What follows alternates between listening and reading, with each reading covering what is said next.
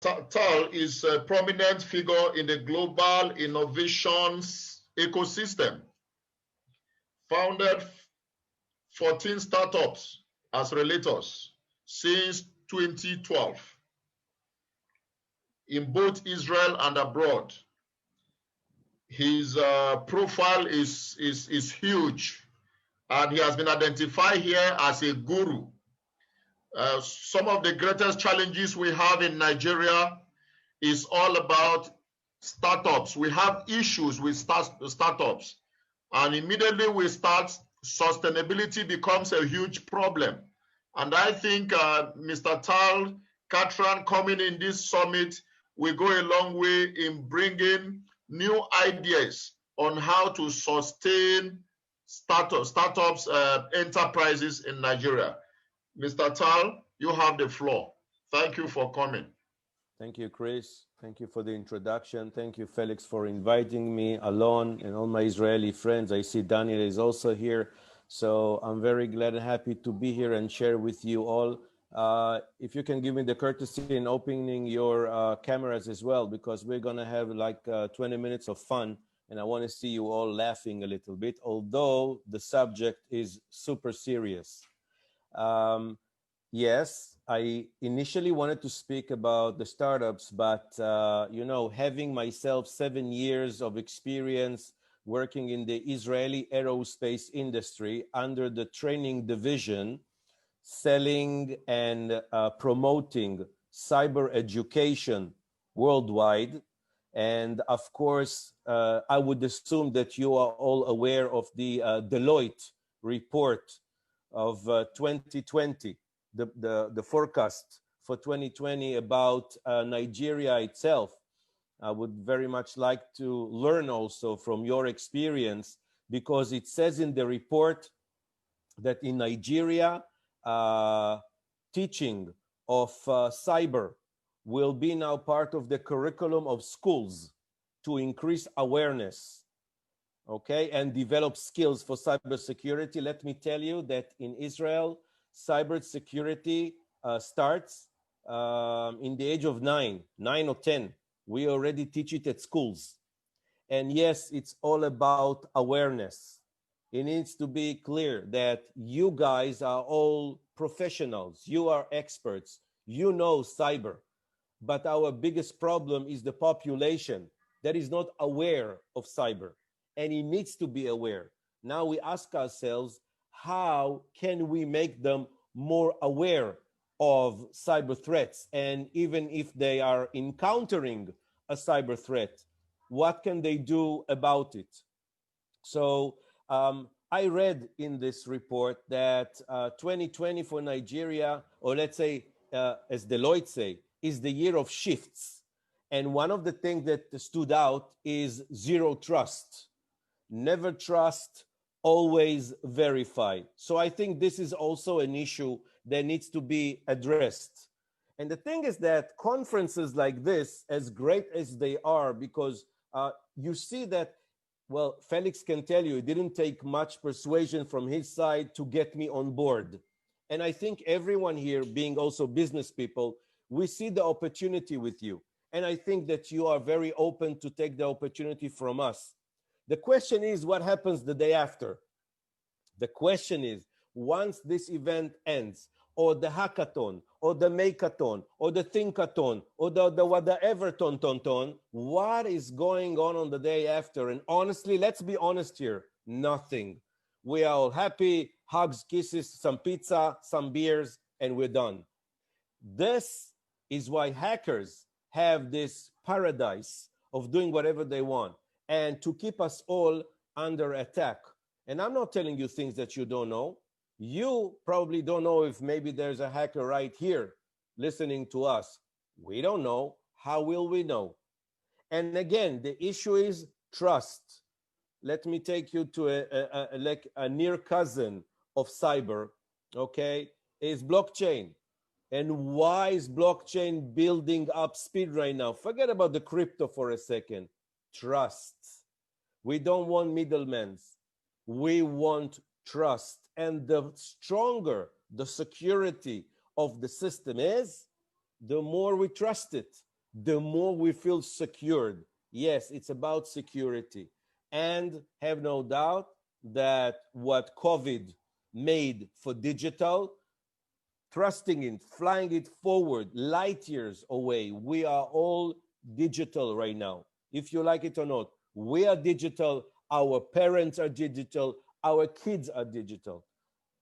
I will not start the argument if remote teaching or remote education means having a computer, a Wi-Fi, and a PowerPoint presentation. I don't think this is remote education. This is remote bullshit, excuse my language, okay? But I'm saying still, we need to teach. If these are the tools, let's use them. But let's agree that cyber education needs to get a boost. We need to understand right now that organizations, okay, if we have, I don't know if we are sharing the screen with some CISOs of, let's say, a bank or your electric company or your water company or your credit card company. What do you think? Hackers don't know that they are very well secured? Of course they know. But since we became much more digital, it means hackers are now looking towards the smaller businesses that in the past were not interesting because they were not digital. They had no footprint in the internet, but now they do.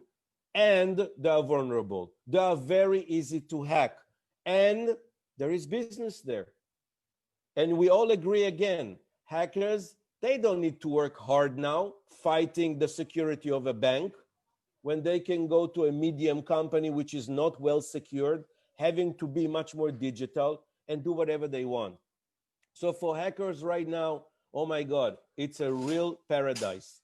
Still, and I don't know if you're aware of a national organization, which is the European Union Agency for Network and Information Security.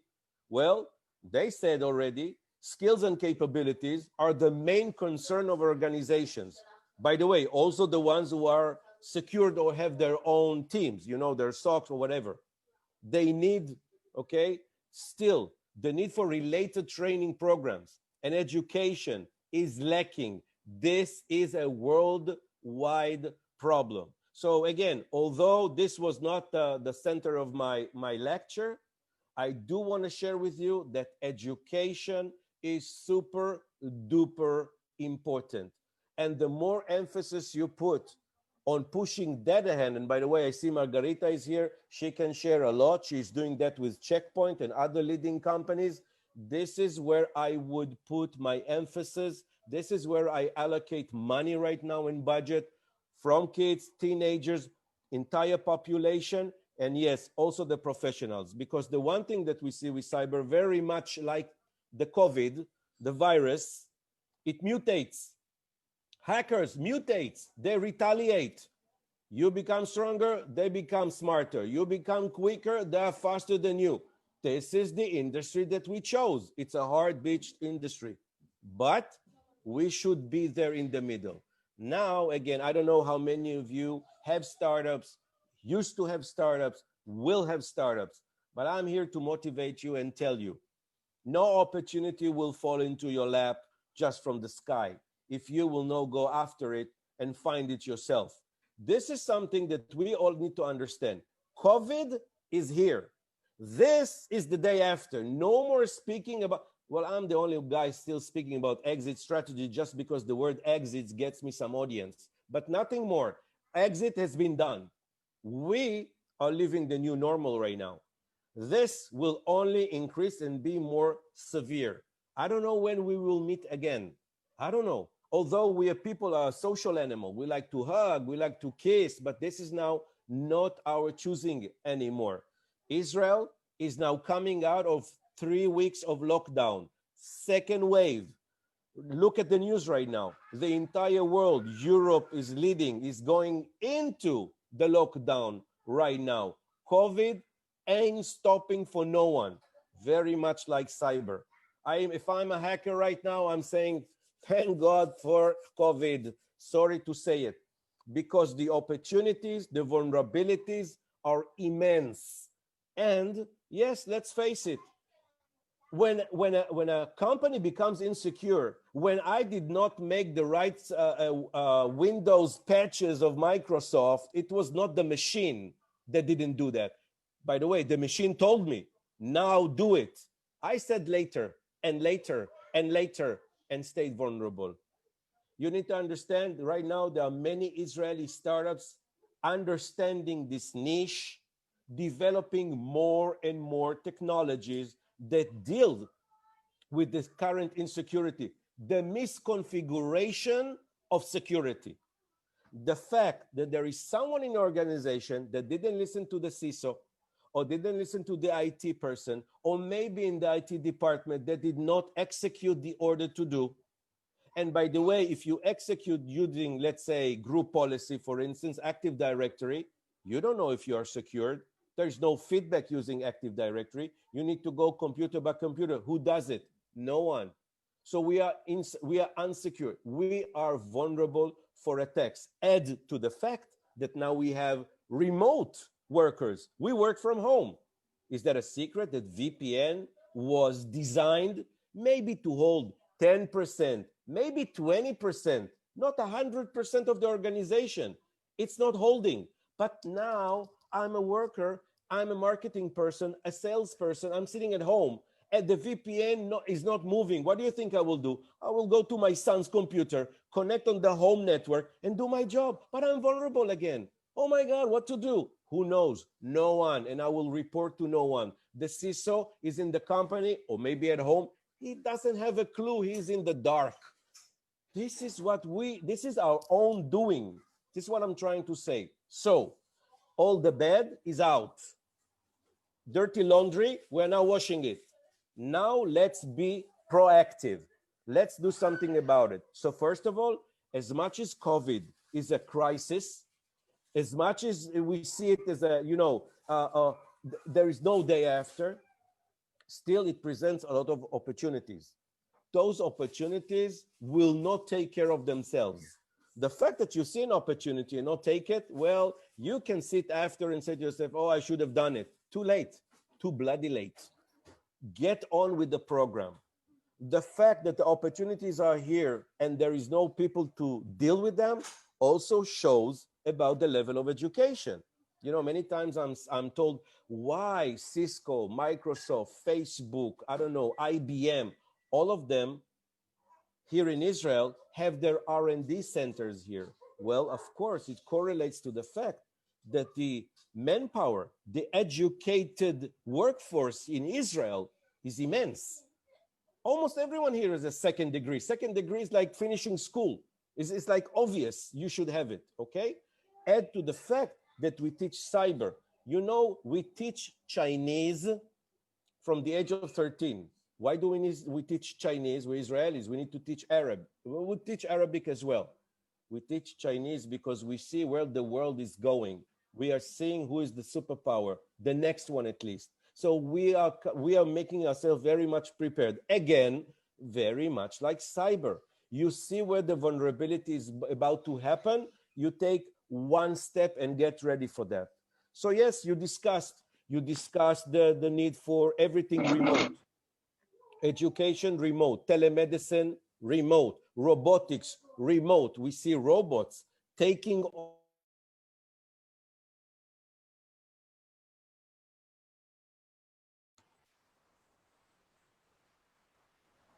Yeah, okay, I'm back. Sorry. Okay, again, if you need to stop me, Chris, No. Be mean with me. Say stop. I will not stop. You can try. I will not stop. Don't worry. So we see robots coming into our lives. So we see much more technology taking over. Again, a big threat, a big problem. It will stop our lives at certain point, but we cannot stop it from happening. Many opportunities now sit, if you want, on the table for the taking. The problem is that we don't do anything about it. We say, probably someone else already done it. Probably in the US, if not in US, maybe in Israel. I mean, if there were any Americans here, I would need to say we are second to America. But since I do not expect any Americans are here, Israel is number one. And always remember it. As you should say, as Nigerians, sorry. Kelvin is here. Forget what I said. No. We need to keep relations going. Kelvin, forget about it. You're number one, buddy. You are number one. We're second. Again, it's not the issue. It's about having this, kind of bravery, if you want, as we say in Hebrew, chutzpah. It's like, we don't care for anyone. Israelis, we are very rugged and tough. Why is it? Why is it that Israel became so, independent in a way? We came self-reliant and self-sufficient, not because we wanted. It's because we turned to countries, of course, not the US, the biggest ally that the US next year is very much like a startup. We don't know where we're going, okay? But we need to raise money each year from the US. But we became self-reliant. It's because the world, when we turn to the world asking for help, they say, well, oil, we can't help you. This is why we became like this. When we developed most of the things that you're using, your camera phone, Intel chips, Waze, Mobileye, irrigation, Cherry Tomato, this is all coming from Israel. Why? Do you think we thought the world needed that? No, we needed that. Little by little, we saw the entire world needs it. Is when you have what we call the Jewish, what we say as a joke, of course, the difference between the Jewish mother and a Rottweiler dog is that the Rottweiler lets go sometime. The Jewish mother is here, pushing, is relentless, is part of our success. People ask why. It's because you are pushed for excellence. We say second and last is the same. Always be first. Well, if you believe it, if you say a lie many times, you believe it. I don't think it's a lie, but I think you should start training yourself saying it over and over again.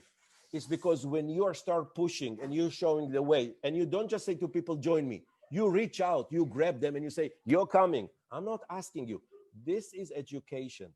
This is how you start this locomotive moving, because in the beginning, oh my God, is that difficult? It is super difficult. By the way, the fact of we're succeeding, I think, is also our government.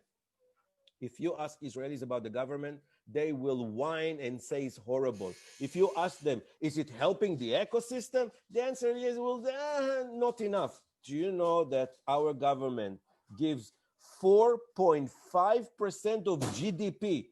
Our GDP, last time I looked, was in the neighborhood of 300 billion a year. 4.5%. Let me equal that to India, okay? 1.4 billion people population. Listen to the number, 0.0000001.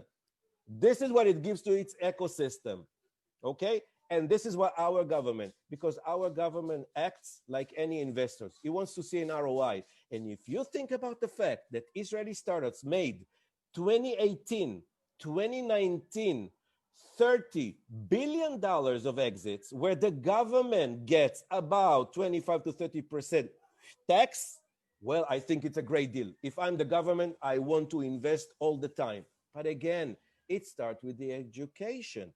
It starts with the fact that you have an ecosystem. I don't know how hard it is to find an angel investor in Nigeria. Oh my God, impossible. In Israel, angel investors are all around you. The government supports you. We have VCs. Also to the fact that we are Jewish, meaning money is not an issue for us. Jews were always loved because of being rich. So money is not the issue. By the way, our issue is the market. This is why we are here. This is why I'm here. I'm here because Israel don't have too many friends. Third of the world doesn't want to speak to us. The other third boycotts us. So we are left with a small portion of the world. And when you good people reach out to us and say, hey guys, let's do business. We want to learn from you. We want to work from you. You will get from Israel much more than technology, much more than startups. You will get knowledge and skills. And this is what you need. And network as well. Okay? Because skill, like brain power, I don't think we are any better than anyone, but we are pushed to say it all the time. I can speak another 5 hours if you want. I don't know how I am with the time, Chris. And if you guys want to reach out and ask me questions, I just press the button. Very much, Tal.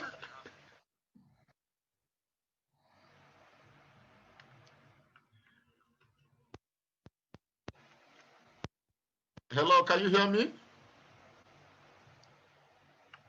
Yes. Sorry, Chris, just a last sentence. I shared on the chat some links. You can follow my YouTube and see endless number of videos and all. Just a last sentence. Please stay optimistic, get with the program, stay agile and adapt. People who are sticking to what was before Corona will not last. Will not last. Please get with the program. Adjust.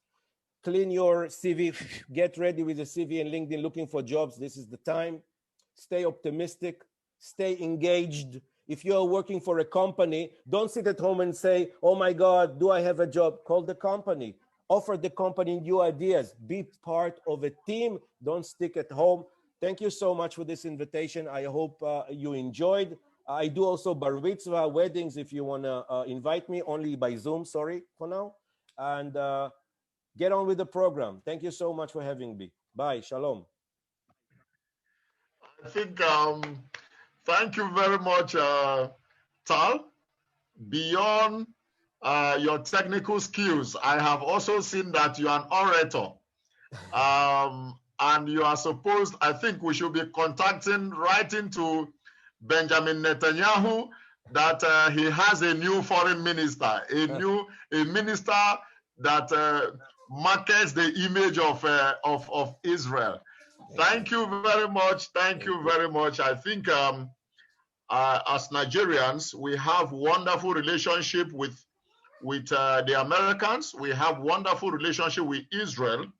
For us here, especially young people with the U.S. Embassy, we have benefited a lot in cross-exchange program. Like when Hita spoke, I connected with her as an international visitors leadership alumnus of the U.S. State Department. So it's something that we want to really get connected, you know, and the International Center for Leadership Development in Nigeria is making every effort.